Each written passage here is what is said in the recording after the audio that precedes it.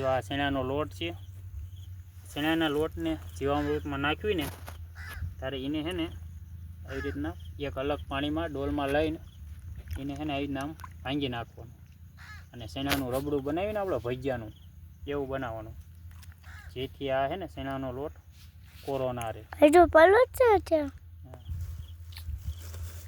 અને આ જીવામૃતમાં 1.5 કિલો શેણાનો લોટ આવી રીતના એક 5 લીટર 7 લીટરની ડોલ હોય ને એની અંદર નાખીને એનું મિશ્રણ કરી નાખવું અને મસ્તીનું આવું રબડું બનાવી નાખવું ભજીયાનું.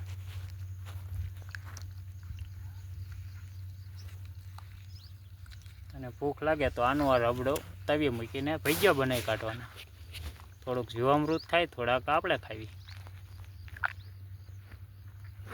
મારે આવા ગંદા પાણી છે કઈ નથી કરવું. અરે આ ગંદુ નથી એ બાબા, તેમાં માટીનું તો બતાવ્યું ને. હા, તું માટીનું બતાવી દે. જો આમ ભાઈ એ સજીવ માટી છે. તું એ બતાય, હું બોલો શરૂ કર્યું. મન તન ચાલુ થાય છે ને બતાવી મને. શરૂ જ છે મેવાન. તો એ સજીવ માટી છે. તો દેખાડો મેવાનભાઈ. મેવાનભાઈ સજીવ માટી બતાવો નજીકથી. એ સજીવ માટી છે. એ સજીવ માટી ક્યાંથી લેવી? બસ હવે થોડુંક સજીવ માટી આપણે જૂનું ઝાડ હોય એવી જગ્યાએથી લેવાય નહીં.